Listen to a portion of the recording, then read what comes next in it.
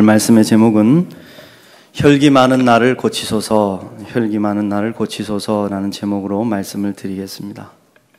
이번 주부터 저는 우리 교우들이 가지고 있는 영적인 기질과 성품에 대한 말씀을 나누어 보려고 합니다. 각자 하나님께서 주신 기질과 성품이 다른데 때로 자신이 장점을 발견하지 못해서 온전히 하나님 앞에 헌신하지 못하는 모습을 보게 됩니다. 분명히 장점이 많은데 장점을 활용하지 못하고 단점에 눌려서 온전한 사역을 감당하지 못합니다. 또한 서로의 기질을 잘 파악하지 못해서 다툼이 일어나고 결국 주님 주신 사역을 중간에 포기하는 일이 생기기도 하지요. 그러기에 우리는 우리 자신을 돌아볼 수 있어야 합니다. 나는 어떤 사람인가? 하나님께서 내게 주신 장점은 무엇인가? 내가 가지고 있는 단점은 뭔가? 어떤 달란트를 주셨고 어떻게 해야 더욱 아름답게 섬길 수 있을 것인가? 이 질문을 반드시 해야 되고 그 질문에 대한 답을 가질 수 있어야 합니다. 이제 10월 달부터 본격적으로 교회는 2017년을 준비해 가게 됩니다. 교회 조직 또 일꾼들을 정비하고 세우는 일에 기도로 준비하게 되는 것이죠. 이 귀한 계절에 여러분 자신을 깊이 돌아보고 하나님 앞에 바르게 쓰임받는 은혜가 있으시기를 간절히 축원합니다. 손경구 목사님이 쓰신 기질학습과 영적 성숙이라는 책이 있어요. 예전에 제가 이걸 읽어보고 감동을 많이 받았는데 이 책에서 우리가 가지고 있는 성격이 전혀 고칠 수 없는 확정된 성격이 아니라는 겁니다. 우리가 사람 못 고쳐, 안 변해 뭐 이런 말씀도 하는데 이분은 고칠 수 있다 그렇게 말씀하세요. 자기의 성격을 잘 파악하고 그 성격이 가지고 있는 장점을 잘 살리게 되면 얼마든지 훌륭한 모습으로 변화될 수 있다는 것입니다. 요즘 많은 사람들이 관심을 갖는 애니어그램이라는 기질 성찰 프로그램도 있는데 여기서도 보면 결국 자신의 인격 속에 담겨 있는 신의 성품이죠.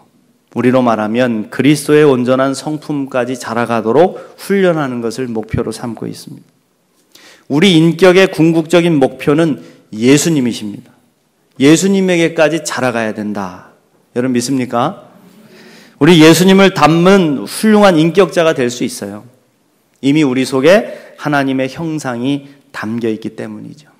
우리 스스로가 존귀한 존재임을 날마다 깨닫고 날마다 묵상하고 날마다 내 안에 계신 예수님을 바라보며 닮아가려고 노력하면 우리도 훌륭한 인격자로 거듭날 수 있다는 것입니다. 오늘 우리가 가지고 있는 성격 가운데 혈기왕성한 성격인 다혈질 성격을 좀 살펴보려고 합니다. 혈기 부리다가 망한다 이런 말이 있는데 나도 모르게 확 달아오르는 이 올라오는 혈기 때문에 참으로 난감한 일을 많이 경험하실 거예요. 성경에서 이러한 성격을 가진 인물이 바로 베드로입니다. 베드로는 다혈질적인 사람이었습니다. 다혈질의 사람들은 열정이 있습니다. 그리고 삶의 활력이 있습니다. 약간 시끄러운 경향을 가지고 있어서 지금 그 사람이 어디에 있는지 없는지 한눈에 알 수가 있어요. 그렇죠? 웃음소리만 들어도 금방 압니다. 아, 누구 왔구나. 그만큼 쉽게 자기의 속내를 드러내는 사람들이죠. 그래서 얼굴만 봐도 이 사람은 화가 났는지 기쁜지 슬픈지 사랑을 하고 있는지 다 알 수 있습니다. 그래서 이런 사람들은 남을 잘 못 속입니다. 표정만 보고도 다 알 수 있어요. 다혈질인 사교형들의 장점은 낙관적이고 따뜻한 마음을 가지고 있다는 것입니다. 표현력이 좋고 매사에 좋은 분위기를 만듭니다. 인상도 좋은 편이에요. 그래서 옷도 잘 입고 외향적이죠. 다른 사람들을 설득하는 언어력도 가지고 있습니다. 그러다 보니까 인기가 좋아가지고 쉽게 친해지고 쉽게 인정받는 그런 장점을 가지고 있어요. 그러면 이런 성격을 가진 분들은 교회에서 분위기 메이커 역할을 해야 합니다. 이런 분들을 그냥 아무 말도 안 하는 곳에 그냥 탁 갖다 박아놓으면요 병납니다. 일을 하도록 해야 돼. 교회를 활기차게 만들기 때문에 적극적으로 나서서 봉사하는 일을 해야 된다는 거예요. 새가족을 영접하거나 모든 부서에서 중심적인 임원 역할을 하는 것이죠. 전도도 적극적으로 하고 또 창조적인 아이디어를 내서 행사를 이끄는 일을 맡겨도 좋습니다. 근데 여러분 단점이 있어요. 단점이 화를 잘 낸다. 화를 잘 냅니다. 별것도 아닌 일에 막 버럭 화를 내고 잘 참지를 못하죠. 근데 더 큰 미움을 받는 이유는 혼자 난리를 쳐놓고 수습하고 나면은 꼭 나는 다 풀었는데 뭔 일 있어? 나 아무렇지도 않아. 나는 뒤끝이 없어. 그렇게 자랑하는 것이죠. 일의 끝마무리가 부족하고 말실수가 많습니다.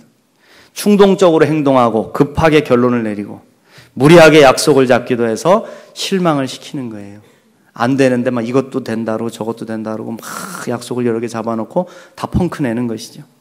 또 쓸데없이 상대방은 칭찬을 합니다. 굳이 안 해도 되는데 뭐 그 말도 안 되는 소리로 칭찬을 해가지고 분위기를 썰렁하게도 만들고. 그래서 치밀하게 계획을 세우고 꼼꼼히 챙기는 일을 이런 분들에게 맡기면 안 돼요. 서류 정리나 회계는 정말 어울리지 않습니다. 그래서 이런 분들에게는 침착하게 계획을 세우고 실행하는 사람들을 옆에 붙여줘야 돼요. 동역자로. 그러면 같이 승리할 수 있어요. 다혈질의 성격을 가진 사람들은 변덕스럽습니다. 변덕이 심해. 바로 베드로가 그런 성격을 가진 사람이었어요.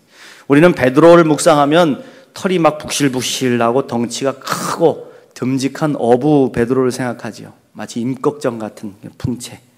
말도 별로 없이 듬직한 그런 모습. 그런데 아니더라. 성경에 보면 성경 속에 나타나는 베드로의 모습은 참으로 말도 많고 탈도 많은 모습을 가지고 있어요. 한 번은 예수님께서 제자들을 불러놓고 물었어요. 얘들아, 사람들이 인자를 누구라고 하느냐? 다시 말해서 나를 누구라고 하느냐? 그러니까 제자들이 뭐 엘리야라고도 합니다. 어떤 사람들은 선생님이라고도 하고 랍비라고도 합니다. 세례 요한이라고도 합니다. 뭐 이야기를 많이 했어요. 그때 예수님이 또 물으시는 겁니다. 그러면 너희들은 나를 누구라고 생각하느냐? 너희들은 나를 누구라고 하느냐? 잠시 제자들이 대답을 못하고 머뭇거려요. 생각을 하고 있어요. 근데 그때 베드로 혼자 탁 손을 들고 일어나는 겁니다. 딱 일어나서 멋진 대답을 하죠. 주는 그리스도시요 살아계신 하나님의 아들이십니다. 할렐루야. 이 정답을 통해서 그는 천국문의 열쇠를 쥐는 수제자의 권세를 받게 됩니다. 예수님 감동받으셨어요. 다혈질의 사람들은요, 사람들을 잘 감동시키는 능력이 있습니다. 그래서 이런 분들과 사귀면 재미가 있어요. 남편들이나 남자친구가 보면 이 다혈질 가진 사람들은 꽃도 잘 사들고 오고 또 선물도 잘 삽니다. 전혀 생각하지 못했던 기발한 생각들을 내내고 말을 하죠. 사람들이 감동합니다. 그런데 그 모습이 영원하면 좋겠는데 금세 바닥으로 또 추락을 하는 거예요. 이런 위대한 고백을 한 베드로를 보고 예수님이 감동을 받으셨어요. 야, 역시 베드로 너밖에 없구나. 내 속이 다 시원하다. 내게 천국문의 열쇠를 주겠다. 내가 내 교회를 내 반석 위에 세울 것이니 음부의 권세가 절대로 침범하지 못할 것이다. 베드로야 잘했다. 그 생각을 알게 하신 건 하나님이시다. 하나님께 영광 돌리자. 그리고 예수님 뭐라 하면 이제 너희들에게 내 깊은 속 이야기를 해도 되겠구나. 그래서 예수님께서 소망을 가지시고 제자들에게 말씀하신 겁니다. 사실은 말이야, 얘들아, 내가 십자가에 달려 죽을 것이다. 나 십자가에 달려 죽을 거야. 근데 어떤 일이 벌어져요? 다른 제자들은 이 말을 듣고 다 침울해져서 고개를 푹 숙이고 있는데 혼자 베드로가 탁 일어나가지고 예수님의 옷자락을 확 움켜쥐고는 절대로 그러실 일이 있을 수 없습니다. 죽긴 왜 죽어? 당신 내가 뭘 믿고 따라왔는데 그러면서 예수님께 매달리는 거예요. 윽박지른 거예요, 사실은. 그러자 예수님은 베드로에게 크게 실망하셨고 그에게 사탄아, 내 뒤로 물러가라. 너는 나를 넘어지게 하는 자로다. 그렇게 책망하시죠. 큰 감동을 주었다가도 금세 실망을 안겨주는 사람, 이 사람이 바로 베드로다. 베드로다. 또 한 가지 베드로의 모습을 보면요, 뭐 한 가지 딱 부러지게 제대로 하는 게 없다. 여러분 보면 팔색조 같지만 여러 가지 막 재능을 가진 사람들이 제대로 하는 게 없다는 말들이 있잖아요. 베드로가 그런 사람, 말만 앞서고 행동만 앞서지 깊이가 없어요. 마태복음 14장에서 예수님께서 무리를 걸으시는 장면이 나오죠. 다른 제자들은 다 무서워서 벌벌 떨고 있는데 베드로만 또 홀로 벌떡 일어나가지고 만약 주시어든 나를 명하사 무리로 오게 하소서 또 외치죠. 그래서 주님이 와라 그러니까 그냥 무리로 용기를 가지고 또 뛰어듭니다. 그리고 제자들 가운데 유일하게 무리를 걷는 체험을 하게 됐어요. 근데 잠시 후에 몰아치는 바람을 보고 겁에 질려서 바닷속에 빠져들었습니다. 근데 베드로가 물속에서 허우적대면서 살려달라고 하는 모습을 한번 상상해 보십시오. 아니 수십 년 바다에서 고기를 잡는 어부가 수영을 못하는 게 말이 됩니까? 그래서 좀 배워야지. 행동만 했지 대책이 없다 이거예요. 대책이 없어요. 막 저질러 놓고 수습을 못하는 거죠. 베드로는 좀 오버하는 성격을 가지고 있습니다. 그래서 예수님께서 수건을 두르시고 제자들의 발을 씻어주시겠다고 말씀을 하시죠. 예수님 십자가를 지시기 전에 제자들과 마지막으로 이렇게 어떤 추억을 남기시기 위해서 제자들을 다 앉혀놓고 허리에 수건을 두르시고는 발을 씻어주시겠다. 그래서 다른 사람들은 머리를 숙이고 가만히 있는데 베드로만 또 벌떡 일어나가지고 주님이 어떻게 우리의 발을 씻어주십니까? 그렇게 하실 수 없습니다. 안 됩니다. 막 말린 거예요. 그래서 예수님께서 내가 너를 씻기지 아니하면 내가 너와 상관이 없다. 그렇게 말씀을 하시네. 그러니까 그 얘기를 또 듣자마자 최고의 오버가 나오죠. 어떻게? 그럼 주님 내 몸도 씻어주시와요. 등도 밀어주시와요. 예수님께서 아마 깜짝 놀라셨을 거예요. 다혈질 성격을 가진 베드로는 이렇게 좀 오버하는 경향이 있어요. 베드로는 쉽게 다짐하는 성격을 가졌습니다. 호언장담이라 그러죠. 내 손에 장을 지진다. 이런 말 잘하는 사람입니다. 제자들과 예수님 앞에서 큰 소리로 장담합니다. 주님, 모두가 다 주를 떠나고 버릴지라도 나는 죽기까지 예수님 따를 것입니다. 다 배신해도 나는 안 그럴 겁니다. 걱정 마십시오. 나만 믿으십시오. 그래놓고 예수님이 잡히시니까 그는 가장 비겁하게 3번씩이나 주님을 모른다고 대답하고 저주까지 하기도 하죠. 저주까지 하는 도망을 쳤습니다. 이렇게 극과 극으로 치닫는 사람이 베드로였습니다. 실수도 많고 약점도 많은 사람이죠. 그런데 어떻게 그런 베드로가 예수님의 수제자요, 한 번 설교하면 3,000명이 변화되는 위대한 사도가 될 수 있었을까? 사실 그 대답은 오히려 간단합니다. 베드로 변화의 핵심은 예수님을 진정으로 만났기 때문이다.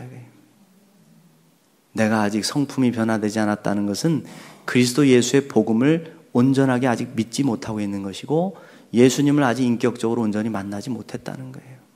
제대로 만나지 못했다는 거예요.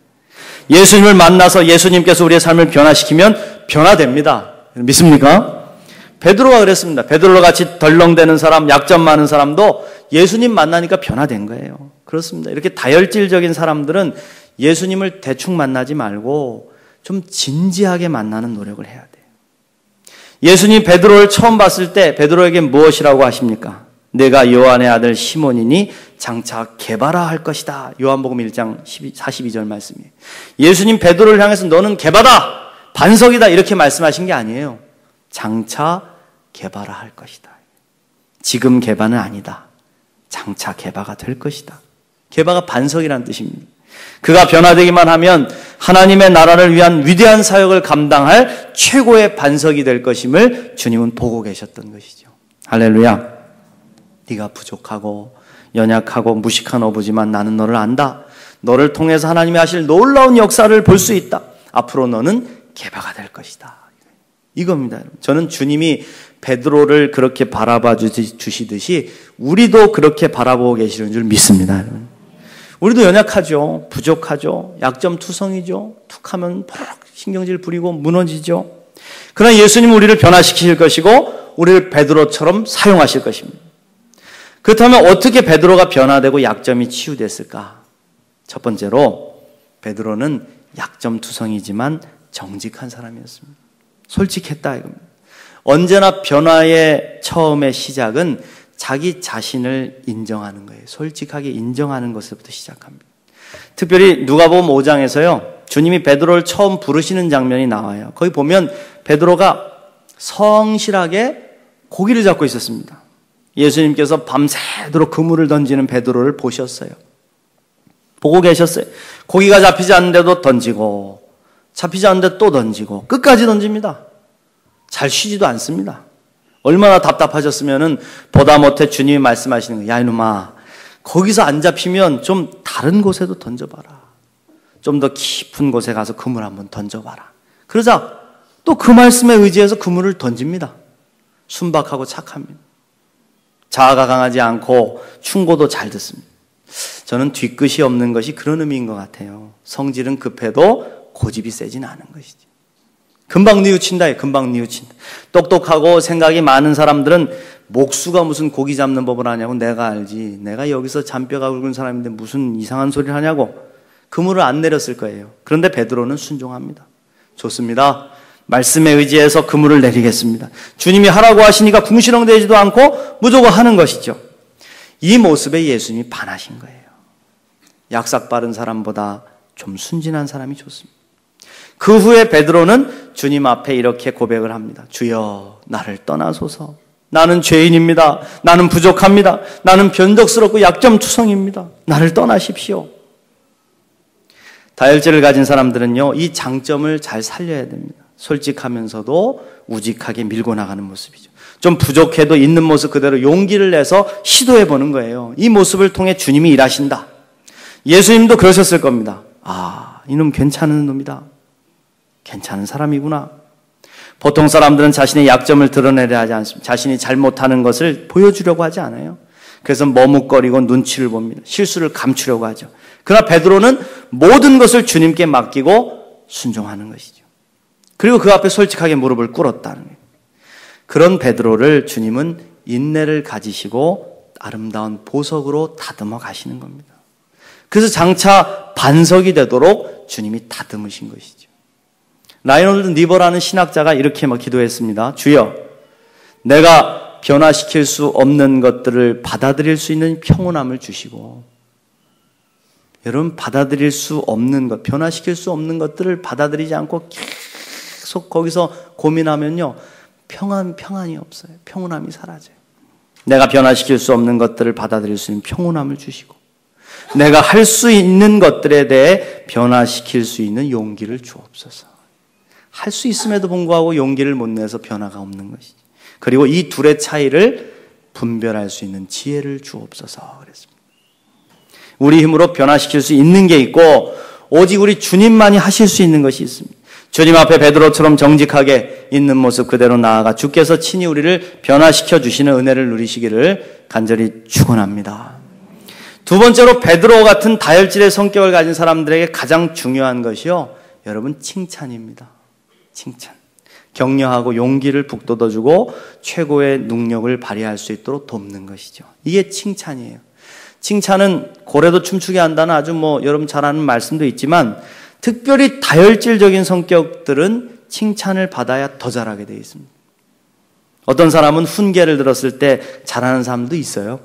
그러나 다혈질의 성격을 가진 사람들은요, 꾸중을 들으면은 삐뚤어집니다.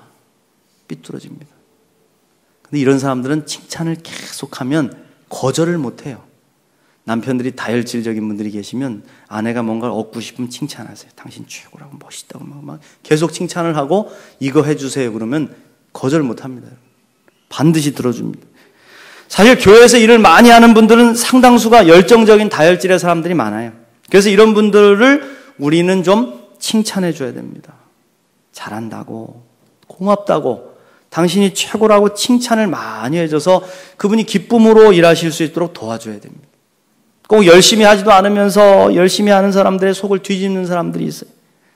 뒷짐을 딱 치고 마치 자기가 재판관이나 된 것처럼 그렇게 바라보면서 판단하고 정죄하고, 그래서 부정적인 영향을 끊임없이 끼치는 사람들이 있어요. 그래서 안 된다. 다혈질의 사람들은요, 꾸중 들으면 뒤집어져요. 그래요, 나 못합니다. 그러니까 다 그만둘게요 이런다고요. 다 때려치겠다고. 이렇게 말하는 게 다혈질들입니다. 예수님은 베드로의 이런 연약함을 아셨어요. 그래서 예수님은 베드로에게 사랑의 마음을 가지고 끝까지 격려해 주셨습니다. 예수님을 배신하고 3번씩이나 부인한 베드로를 다시 만나셨을 때 예수님 뭐라고 하셨습니까? 야, 이 배신자야, 네가 내 수제자냐? 어떻게 네가 나를 3번이나 배신하고 나를 저주할 수가 있냐? 이 못난 놈아, 저리 썩 꺼져라. 만약에 주님이 이렇게 만나셨으면 틀림없이 베드로의 대답 그렇게 나왔을 겁니다. 그래요, 주님, 저는 아무것도 아닙니다. 모르셨어요? 이제 끝났습니다. 냅두세요. 냅둬요. 이대로 살다가 죽게. 이 도식이 나왔을 거예요. 그런데 주님은 그렇게 하지 않으셔요. 어떻게 하십니까? 요한의 아들 시몬아, 인자하게 바라보시면서 네가 이 사람들보다 나를 더 사랑하느냐? 주님 그렇습니다. 네가 나를 사랑하느냐? 주님이 아십니다. 그때 예수님은 네 양을 먹이라, 네 양을 치라고 격려해 주셨어요. 3번이나 예수님을 부인했던 그였기 때문에 이제는 예수님을 다시는 못 만날 것이라고 자책하고 있었는데 주님은 찾아와 주시고 만나 주시고 사랑을 확인해 주셨다는 그 예수님의 격려를 경험하니까 골수에 사무치는 변화를 결단할 수밖에 없었던 거예요. 내가 이제 변해야 되겠다. 내가 주를 위해 살아야 되겠다. 그 예수님을 만난 베드로는 이때부터 목숨을 걸고 주님의 복음을 전하게 됐습니다. 그리고 주님을 본받아서 십자가를 거꾸로 지고 나는 주님처럼 똑바로도 못 지는 죄인입니다. 그리고는 십자가를 질 때 거꾸로 지고 순교하기까지 충성한 위대한 사도가 됐다는 거예요. 다혈질을 가진 성도 여러분, 스스로를 칭찬하고 많이 격려해 주십시오. 그리고 함께 사역하시는 분들은 이분들이 열심히 일할 때 좀 기를 살려주시고 칭찬해 주시기 바랍니다. 그리하여 베드로의 변화를 경험한 놀라운 역사가 우리 교회 공동체에도 일어나시기를 간절히 축복합니다. 마지막으로 베드로가 고쳐지고 다듬어지게 된 가장 결정적인 일이 있습니다. 그것은 성령을 체험했다는 것입니다. 베드로는 오순절 성령의 충만함을 체험했습니다. 그리고 변화됐습니다. 어떻게 변화됐습니까? 변화되기 전에 베드로는 기도하면 졸고 성격이 급해서 사람들과 싸우기를 잘했습니다. 교회에서도요, 다혈질의 사람들이 성령 받지 않고 일하면 설교 시간에 졸고 기도할 때 졸고 툭 하면 싸워서 문제를 일으킵니다. 말씀과 기도에는 관심이 없고 일만 열심히 하다가 문제의 중심에 설 때가 많아요. 여러분, 일이 중요합니까? 아닙니다, 여러분. 은혜 받아야지요. 성령 받아야죠. 그러려면 기도하고 말씀을 듣는 자리를 소중하게 여겨야죠. 성령 충만함을 경험하고 예수 그리스도의 십자가를 온전히 가슴에 품으면 변화된다 이겁니다. 변화된다. 오늘 우리가 읽은 베드로전서 5장 5절 말씀부터 보십시오. 젊은 자들아, 이와 같이 장로들에게 순종하고 다 서로 겸손으로 허리를 동이라. 하나님은 교만한 자를 대적하시되 겸손한 자들에게는 은혜를 주시느니라. 할렐루야. 신경질 나면 칼을 확 뽑아가지고 사람들 귀를 막 잘라버렸던 이 과격한 베드로가 겸손으로 허리를 동이라고 고백하고 있잖아요. 하나님께서 겸손한 자들에게 은혜를 준다고 고백하며 머리를 숙이는 것이죠. 이제 베드로는 자기 자신을 성령께서 통제해 주시는 하나님의 사람으로 변화된 것입니다. 성령께서 어루만지시면 성깔이 변해서 성질이 변해서 인격이 되는 줄 믿습니다. 또 한 가지 변화는요, 잠이 많고 기도하지 못했던 베드로가 이렇게 고백을 하는 거예요. 7절부터 8절 말씀. 너희 염려를 다 주께 맡기라. 이는 그가 너희를 돌보심이라. 근신하라. 깨어라. 너희 대적 마귀가 우는 사자같이 두루다니며 삼킬 자를 찾나니. 성령의 충만을 통해 기도의 능력을 경험하게 됐다 이겁니다. 그랬습니다. 성령 받지 않고 기도하면 기도 시간이 세상에서 제일 지겹습니다. 기도만큼 재미없는 게 없어요. 눈 감고 뭐 하나 싶어요. 단 5분도 제대로 기도 못합니다. 그러나 성령의 깊은 능력을 체험한 사람은 1시간을 기도해도 10분 같아요. 기뻐요. 성령 충만함을 받고 기도해야 된다. 베드로는 이제 자신을 변화시켜 주신 은혜의 하나님께서 우리에게도 변화의 능력을 체험케 해주실 것을 믿고 고백하고 있어요. 10절 말씀. 모든 은혜의 하나님 곧 그리스도 안에서 너희를 부르사 자기의 영원한 영광에 들어가게 하시니가 잠깐 고난을 당한 너희를 친히 온전하게 하시며 굳건하게 하시며 강하게 하시며 털을 견고하게 하시리라. 할렐루야. 우리 하나님은 우리를 온전케 하시는 분이신 줄 믿습니다. 주님이 우리를 변화시켜 주실 것입니다. 내가 왜 이럴까? 내 성격은 왜 모양이지? 탄식만 하고 있지 마시고 기도하십시오. 하나님 앞에 서십시오. 기도하면 성령이 임하시고 하나님의 능력이 우리를 변화시켜 주실 것입니다. 여러분과 저를 주님은 지금 다듬고 계세요. 그러니 포기하지 말라. 포기하지 말라. 이제 믿음의 주 온전케 하시는 예수를 바라보고 예수님의 거룩한 인격까지 자라가길 소망하면서 주님 앞에 설 때 주께서 여러분들을 어루만지셔서 성품을 변화시키셔서 하나님의 몸된 교회를 위해 주님의 나라를 위해 위대하게 사용하실 줄로 믿습니다. 이런 은혜를 누리시는 저와 여러분 되시기를 간절히 축원합니다.